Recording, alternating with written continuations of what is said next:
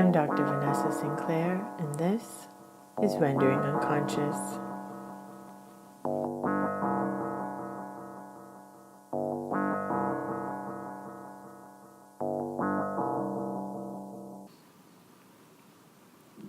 Cutting up the image of the Father.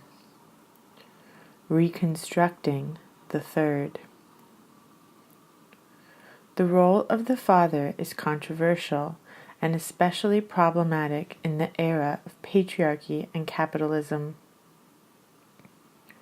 To explore this from a psychoanalytic perspective, we'll go back to the early theories of Freud and through a gross history of the development of the theories having to do with the Father, whom I prefer to call the Third. I feel this is a more accurate description of this position, especially today. But first, let's begin with the development of the subject, the individual. The identity ego is an illusion. The self is experienced as fragmented, and a sense of cohesive identity is formed through fantasy.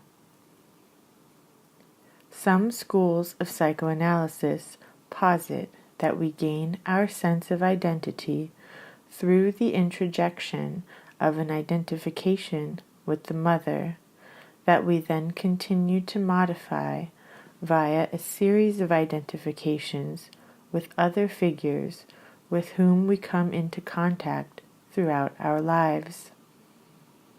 In this way, we may be seen as constantly adding to and reworking our identity ego throughout our lifespan.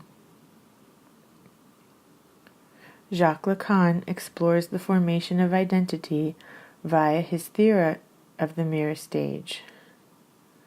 During this time, aged 6 to 18 months, the child experiences herself and body as fragmented. But when she sees herself in the mirror image appears to be whole. As the child's experience of her own body self is fragmented, there seems to be a disconnect between her experience and herself and the image in the mirror. This experience of disconnection continues throughout life. Through a similar process of identification, this time identification with her own mirror image, the child is able to internalize the cohesive sense of self that she imagines the mirror self-image to have. This thusly forms the ego identity. We identify with what we imagine ourselves to perceive. The ego identity is therefore an identification with a fantasy. At the moment the child recognizes herself in the mirror image, she turns to the mother sitting beside her to search for a signal that her perception is accurate, that indeed this whole person she sees in the mirror is in fact a reflection of herself. Once the mother provides affirmation of this, the child turns her attention back to the mirror image, confirming that this perception is indeed herself, thereby reifying her own identity. The position of what would more accurately be considered to be the truth self, what Lacan calls the subject, is not equivalent to the ego, but rather is situated in the gap that exists between the self and the mirror image, between consciousness and matter, the ego and the real of the body, perception and the unconscious, sexuality and death. Sigmund Freud states the ego is first and foremost a body ego. It is the product of our fantasy as we attempt to produce an experience of a cohesive body self-identification. In Beyond the Pleasure Principle, Freud likens the ego to a crust. One may think of it as a callus that is built up through the repetition of experience, or a scab that forms when the skin is cut. The ego is our symptom. It is the scaffolding. But we as subjects are not equivalent to this structure. We are situated in the gap, in the space between. And our identity is malleable. If identity can be understood as identification with a fantasy of what we imagine ourselves and or our mothers to perceive us to be, which is then solidified by the repetition of similar experiences that validate this fantasy, then why couldn't we choose to adjust our experiences and those characteristics and mold our identity in a different way, in a way we choose, rather than being products of the system into which we are born? We may not be able to completely alter our conditioning, as it is so fundamental and ingrained, but the realization that we can consciously choose to alter ourselves, even to some extent, is powerful in and of itself. Identity is prescribed, and not with us in mind. We can see the fantasy of cohesion breakdown in psychosis, for example, where the person is plagued by the experience of the fragmented body and unable to pull her consciousness out of the real of the body and into the realm of the imaginary, which makes the experience of living more tolerable via fantasy. The term imaginary in this sense is derived from the word image and refers to the image in the mirror. The realm of the mirror is the imaginary register in Lacanian psychoanalysis. Another realm in which we gain a glimpse of our real fragmented state is in our dream lives. Here we often experience a state of anxiety accompanied by pieces of a puzzle which we later string together upon retelling in an attempt to form a cohesive narrative. We actually perform a similar action in our waking lives as well, as our waking lives are also a series of disjointed events that we string together via fantasy to create an experience of a cohesive narrative that we then relate to ourselves and to others. Thereby, as is well known in psychoanalysis, we can go back and alter our perception and understanding of events in our lives to change and recreate our personal narrative. We can rewrite our own story.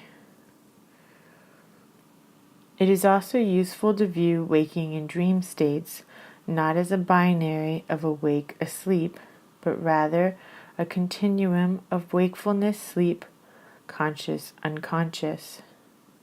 In this way, we recognize that when we are asleep, we oftentimes have one eye open and are able to perceive that which is happening in our environment. Often our dreams are a way to encourage ourselves to remain asleep. What we call our psychic censor decides not only what will be allowed from the unconscious into consciousness, however altered it is in representation to veil its true meaning, but also masks stimuli from the environment frequently incorporating it into the dream work. For example, when an alarm clock becomes a fire alarm in our dream, and we suddenly need to evacuate the building. Similarly, when we are wide awake, our unconscious mind is still active and is more or less present in daydreams, fantasies, imagination, etc. This concept of the ratio or continuum in a state of flux can be applied not only to dream-wake states and conscious-unconscious, but also to aspects of identity such as gender and sexuality. We are born into a story, an already existing narrative. Even before we are born, our parents, family, and society have ideas of who we will be, what we will do, how we will succeed, and what trials we may face, all before we have even left our mother's body. We are subjugated in utero. It is mapped out for us, structured, put into play, and is largely based on gender. The first question asked of us is it a boy or a girl? This leaves no room for ambiguity. Boys have penises, girls do not.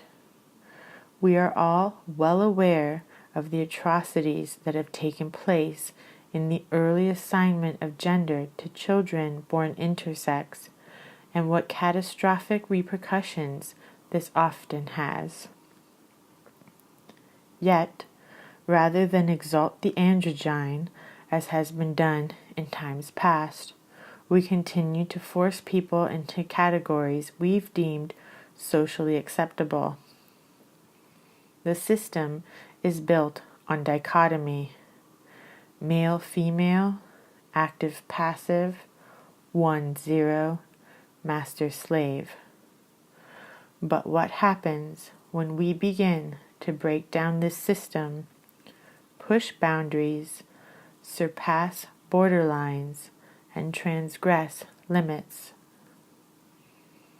As we know, gender and sexuality are not determined by biology.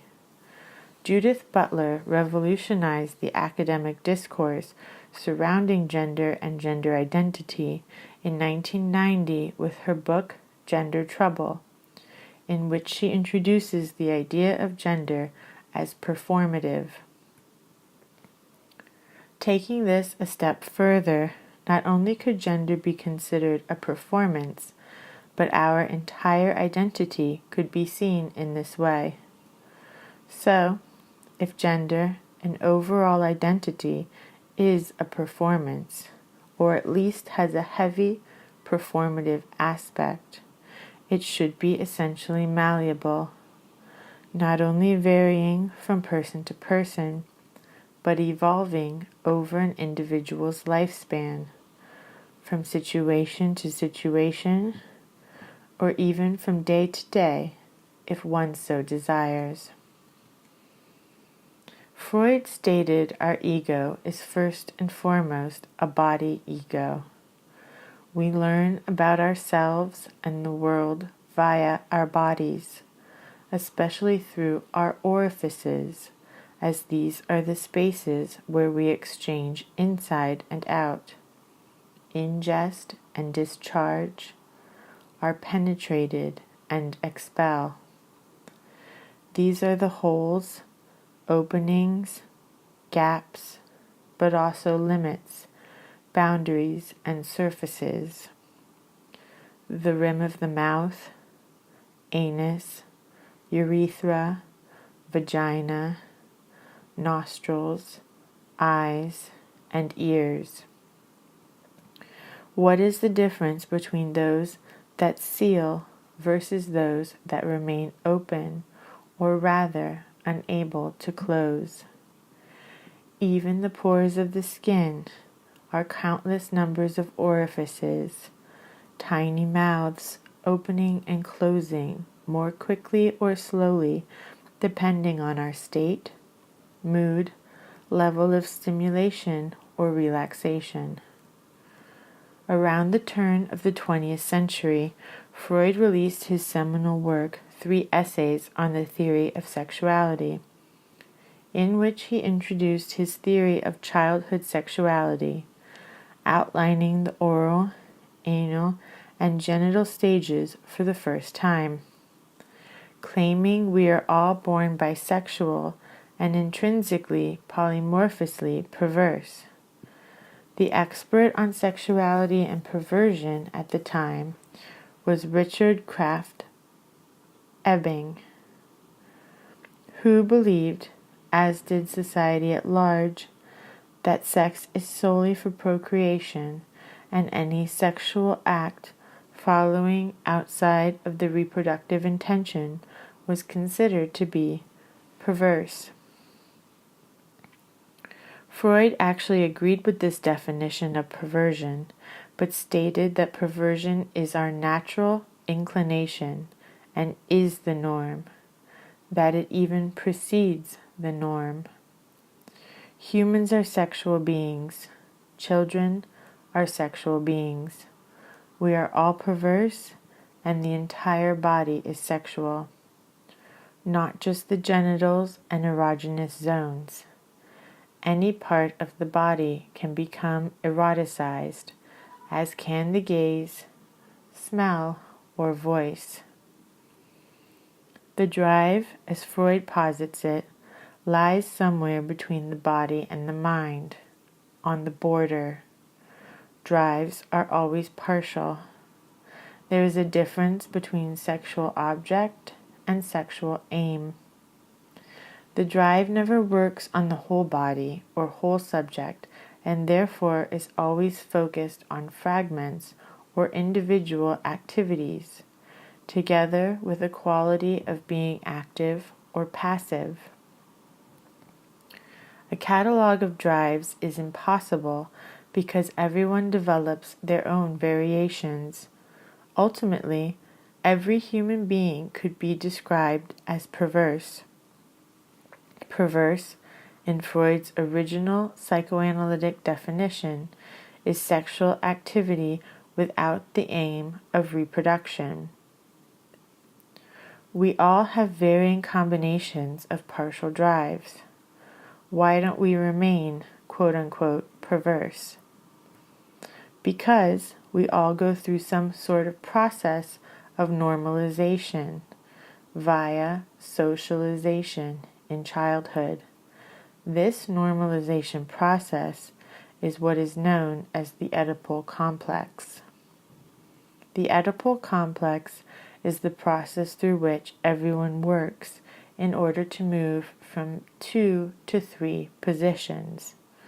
This process enables one to break away from a mirror relationship with one other person and turn towards a third. In assuming this stance, one may slide metonymically into the position of the other, and again into the position of the third, thereby assuming each and all positions. A characteristic of human desire is that it can never be wholly fulfilled, and therefore leads to constant momentum or movement. Our desire always goes through that of another, starting with that of our parents and finishing with that of the latest object of our love. To follow one's own desire is an impossible task. Every desire relates to someone else. It is only when you don't care that you don't desire. My desire always goes through the desire of another person. Therefore, the field of desire becomes the ultimate field of identification. I identify with the desire I perceive in the other person in order to be desired by her. Desire works both ways and can therefore result in identification both ways. I identify with her desire and therefore abandon a previous desire that is a prior identification. And then she identifies with my desire, and so on and so forth. The structure of our psyche is such that my desire will always be indebted to that of another. The goal of desire is to go on desiring. In the sexual relation, no matter if it is overtly sadomasochistic or not, there is always an inevitable element of dominance and submission. Even in the sexual relation with oneself, in masturbation, we are the one doing the beating as well as the one being beaten. We are performing the act on ourselves and therefore occupy both positions, the dominant and the submissive. We gain pleasure engaging in this activity, which is nonetheless an aggressive action. Furthermore, we may take a third position as well, the position of the observer, thereby witnessing the act being done by ourselves to ourselves. So no matter if an action is autoerotic, homosexual, heterosexual, trans, queer, top, bottom, SM, dominant, submissive, poly, oral, anal, vaginal, and or anything in between. No matter in which position we might be, we may concurrently slide into the stance of the others as well, and therefore occupy both and all positions at once. We are voyeur and exhibitionist. We are being seen while concurrently enacting and observing the scene, exposing ourselves as we bear witness to the exposure. The position of the third allows for this metonymy. Otherwise, the pair may be trapped in a mirror relation. The most painful form of relation is this imaginary dual relation, which Paul Verhaeghe has so eloquently described in his book, Love in a Time of Loneliness. The forced character can be summarized as this: I insist that I, and I alone, can fulfill the other person's needs, and I demand that the other person fulfill all of my needs and only mine. The basic form of this is the child who wants to be everything for the mother and to be the only one, as well as demanding the same of her. This is a mirror love in which the other person must be the same as the self, and where no shortcomings are allowed. The oppressive nature of this relation becomes manifest when the child who tries to do everything for her mother later becomes the partner who is unsure, always asking, "What do you think? Is there something wrong? Are you angry?" In this form, the desire of the one person has to be exactly the same as the other, for any difference is a threat that has to be extinguished. The demand for exclusive attention will be uncommonly great here. Any third person becomes a threat, and jealousy is inevitable. Endless competition between being and having. The imaginary dual relationship is based on the conviction that it is possible to give, find, have it. However, in practice, there is often a swing to the other extreme, and it turns into misery and torture, feeling that nothing is possible and there is no point in anything, as everything leads to the same thing. This reaction remains within the dual imaginary relation, though it is now tinged with bitterness and disappointment instead of hope and expectation. In contrast to this, there is the triangular relationship or triangular love. While the previous form binds two figures within a mirror relationship, triangular relations consist of the self, the other, and the lack as such, which cannot be removed. The lack is introduced by the third through the cut of language, which provides the space or gap between the two. This allows the other person to actually be different. Eventually, it makes a relationship based on difference possible.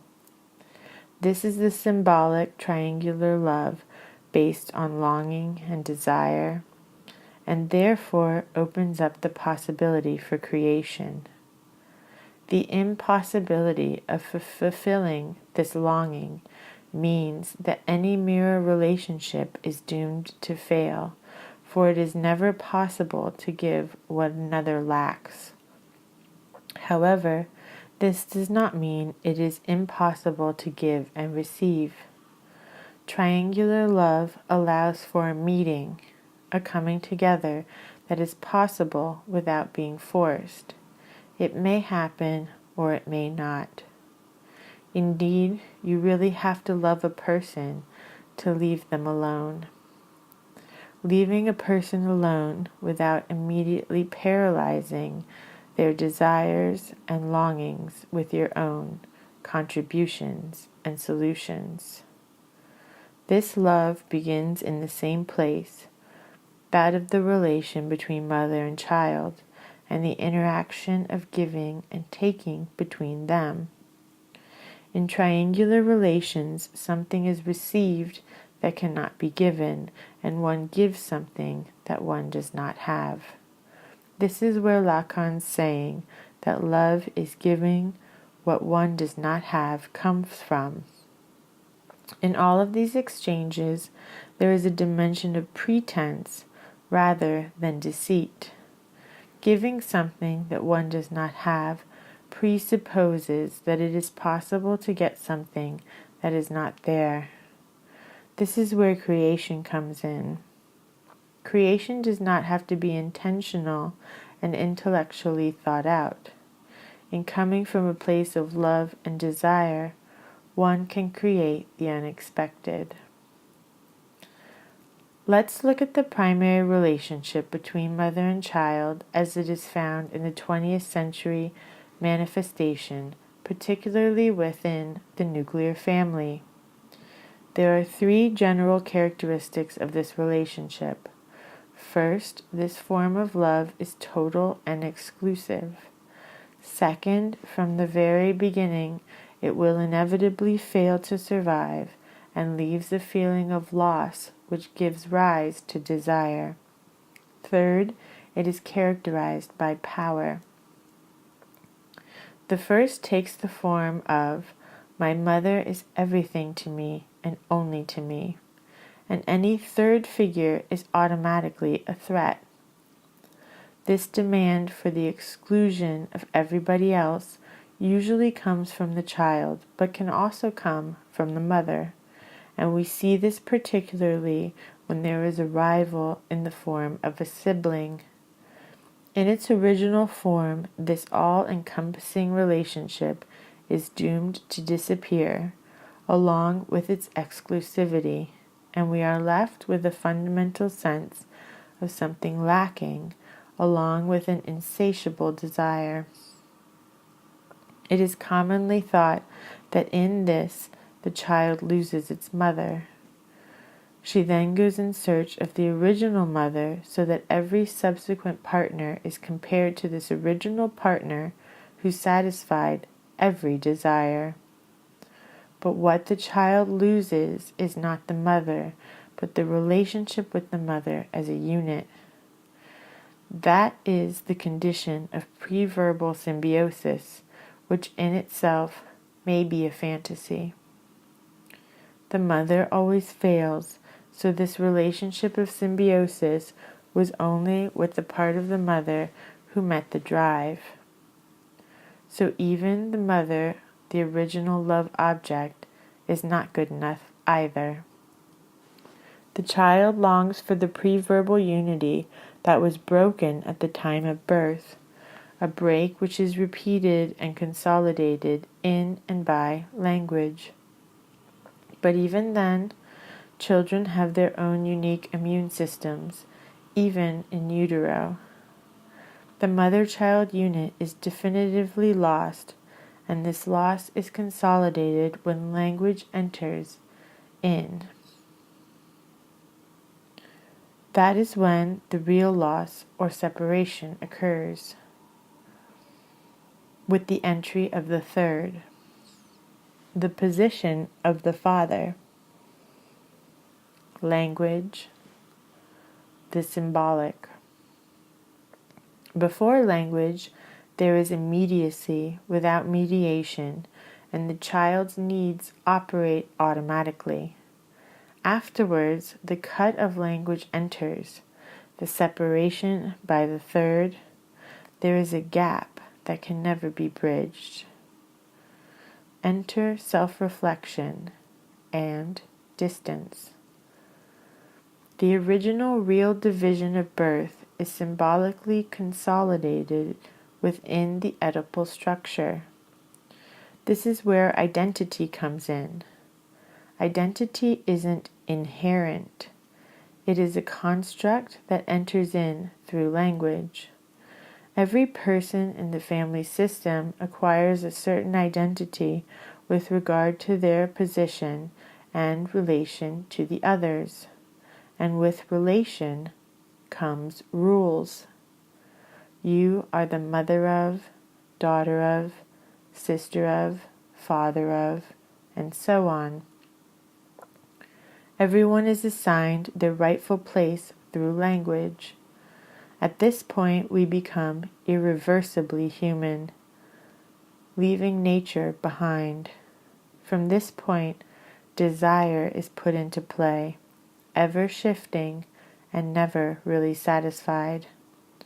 What you truly desire is the sense of unity that you may have never really had, but has been lost forever.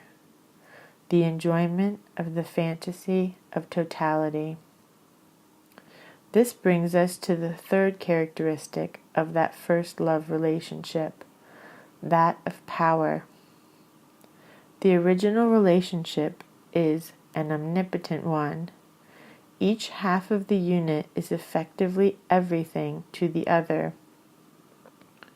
When the unity is broken, this all-powerful attribute changes into power, which is accompanied by a transition from the verb to be to the verb to have. While the two halves of the relationship initially complete each other within a unit, after the division, this changes into a pattern of give and take, and therefore the possibility of refusal to give or take. The original omnipotence evokes fear. After the mother's original omnipotence is destroyed, a sense of shortcoming is established. The mother is not always there, and when she is present, she is not there in the same way she was before the division. She is never enough. She is not what the child expects or had hoped for. The discovery of the mother's shortcomings reflects the child's discovery of her own failings and her own shortcomings. Whatever the child does, no matter how she tries her best, she will never be able to meet the mother's desires perfectly, and she will also never again experience the sense of completeness that once was there. Now there is a search for something beyond, outside the original dual relationship, something that can complete this lack, something or someone who can produce a solution for this loss.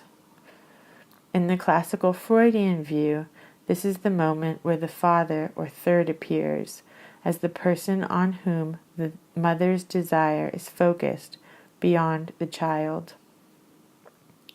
This is where the idea that the father has the phallus comes from. The father or third has what the others lack.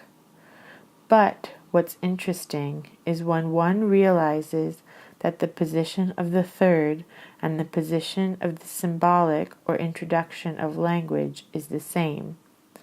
Then one sees that the position that actually introduces the lack is seen not to have it. When the child turns to the father, or the third, she inevitably becomes disillusioned there too. The father is not the hero of her dreams, who will invent the perfect solution for this fundamental problem. In traditional Freudian theory, the father is assigned the role of the divisive authoritarian. The evolution of the role of the father or third in Freud's theory moves from his case study of little Hans, analysis of a phobia in a 5-year-old boy in 1909, through Totem and Taboo, 1913, to Moses and Monotheism, which was written at the end of Freud's life and published posthumously. Through this, we see the shifts in Freud's position on the subject. In the case study of little Hans, Freud describes the child's fear of castration as stemming from a relation with a powerful, domineering, and avenging father. However, contrary to Freud's argument, the case material he presents makes clear that the mother is the one threatening castration, and quite overtly, while the father is dominated by her. Freud later accounts for this via the myth of the murder of the primal father, which he outlines in his 1913 book, Totem and Taboo. Freud delineates a mythology regarding the original installment of the paternal function, or the function of the third, as we have called it, what Lacan calls the symbolic register. In this, there is a primal father who possesses all of the women and dominates all of the young men. These young men are also his sons.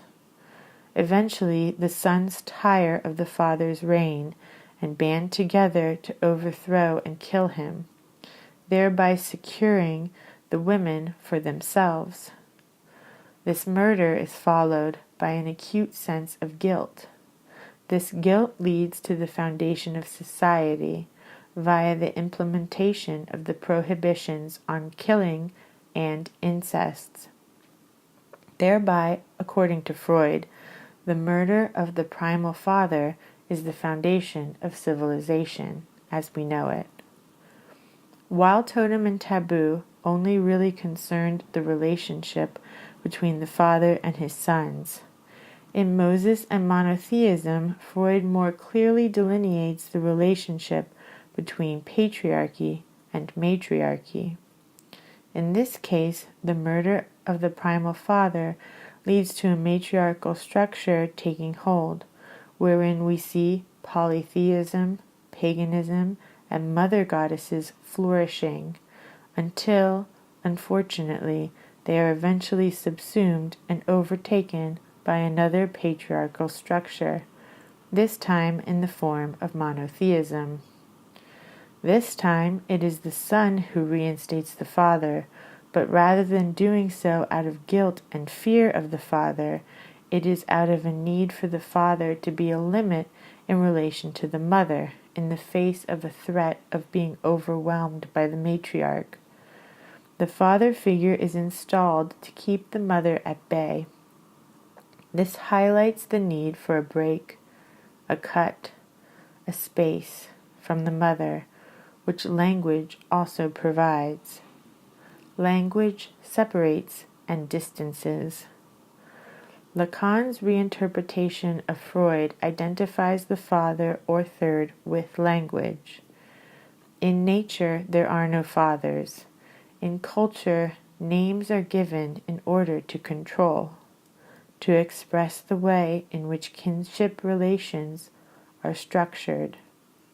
This relationship structure is patriarchal, not necessarily meaning that it concerns the idea of the Western nuclear family and the position of the father in terms of that, but more so in that the relationship structure is set in place with the introduction of the father or the third.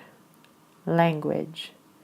It entails the symbolic recognition of relationships beyond the natural ties of the mother and child. The emphasis is entirely on this aspect of recognition. Even in those societies where the term fatherhood is used in the narrow patriarchal sense of the word, biological fatherhood is never sufficient in itself. The third has to acknowledge one's position. This recognition can come from the individual, the family, society, but the imperative is that there is this recognition. Something or someone must provide this recognition. In being given a name, the child is referred to the third structure, entering the symbolic of language, and in this way leaves the original dual bond. Rereading the Oedipal structure in this way is very far from the traditional interpretation of a boy in love with his mother and afraid of his father, or of a girl in love with her father, etc. Rereading it in this way makes it possible to understand the current evolution taking place in society. No matter how kinship has been structured in various societies throughout the ages, there always seems to be a prohibition of incest. This is a prohibition of the symbolic bond between mother and child. What every child wants is this pregenital, natural unity with the first love object.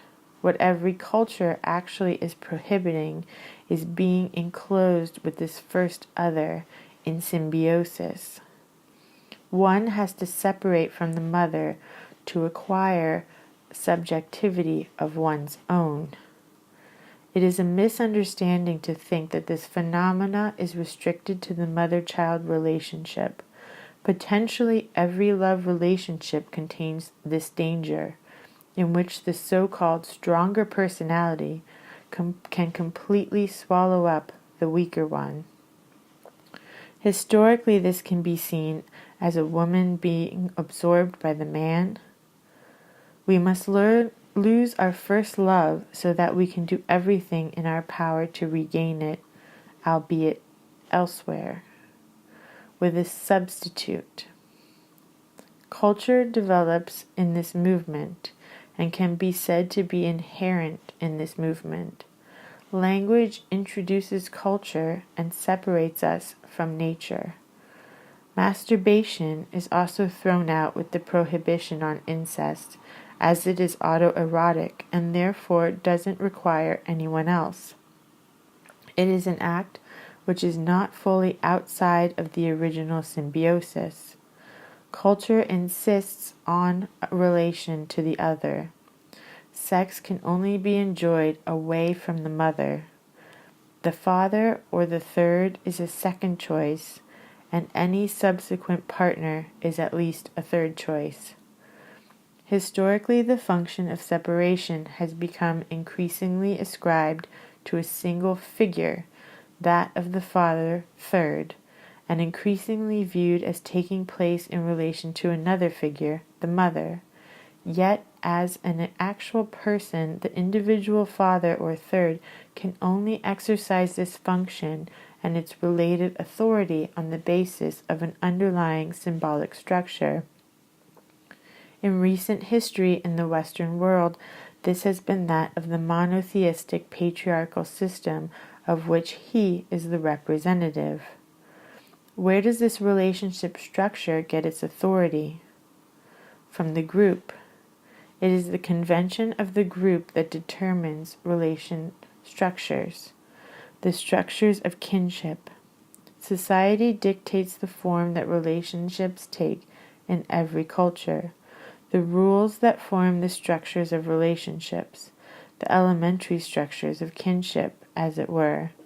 This classical anthropological study by Levi-Strauss highlights that these rules can vary widely from culture to culture, which in itself is proof enough that there is not only one original relationship form, just as there never has been one and only one original language.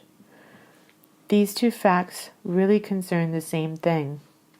The structures of relationships are built upon names. This can be extended even further. The explanation for the existence of a certain structure of relationship should not be sought in a better correspondence with the natural aspects of humans, just as the arguments for a particular word should not be sought for in a better correspondence with the thing it signifies. There is no basic model. Each relational structure takes the place of an original relationship that never existed. With the establishment of patriarchy came the delineation of gender. What makes a man and what makes a woman? The patriarchy establishes an entire system of culture created to perpetuate itself. It continually enforces and reinforces its own system, which it created. Patriarchy defined masculine characteristics in positive terms, while the feminine was negative. Patriarchy also established and enforced the binary, with everything also defined in pairs of opposites. Men are strong, women are weak, men are active, women are passive, and so on. The resulting effect was male superiority and female inferiority, which was established in the original argument and is continually operated and reinforced by the system it created.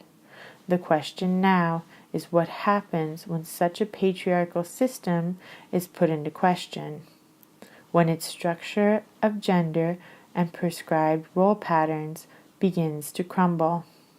Historically, during times of instability, when the patriarchal structure was put into question, there was merely an exchange of one primal father for another.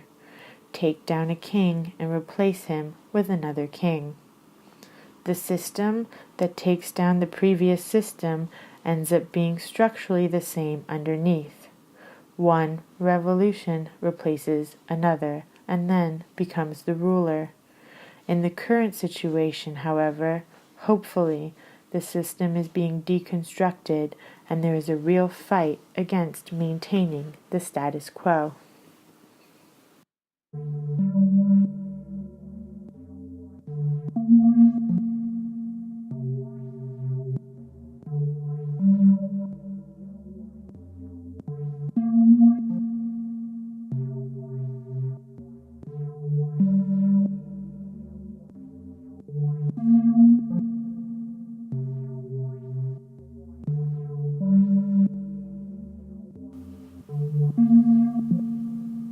You've just heard a rendition of a talk given at NGBK Berlin as part of the exhibition Father Figures Are Hard to Find. For more information about myself, visit my website, drvanessasinclair.net. And for more information about rendering unconscious, visit our website, renderingunconscious.org. Soon to be released is a book titled Rendering Unconscious, a psychoanalytic and poetic view of events today. For more information, visit our publisher's website, Trapart.net.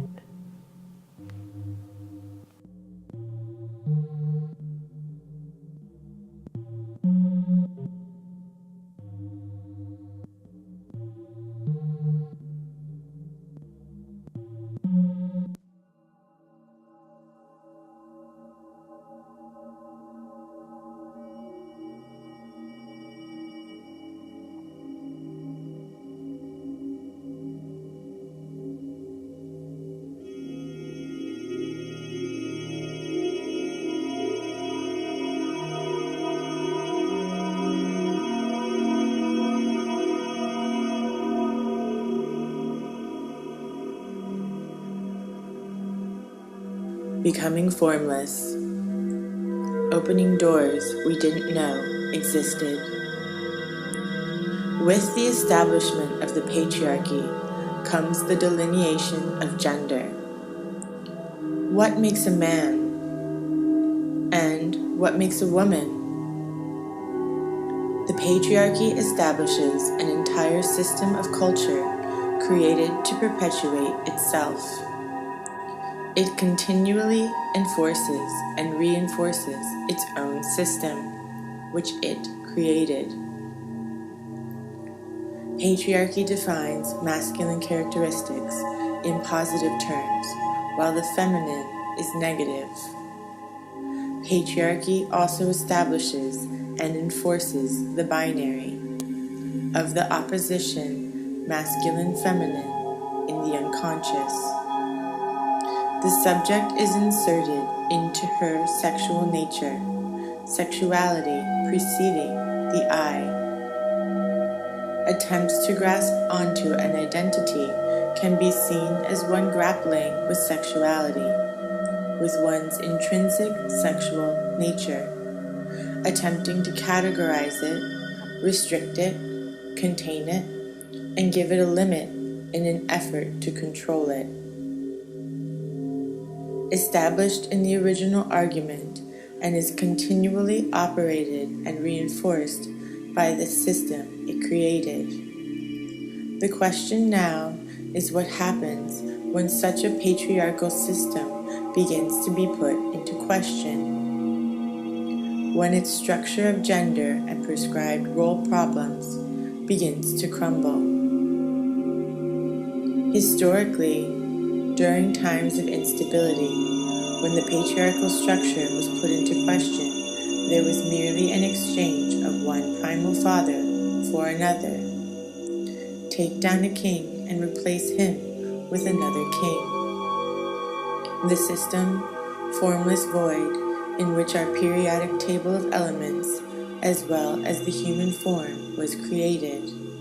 As humans, we are predestined to regimen.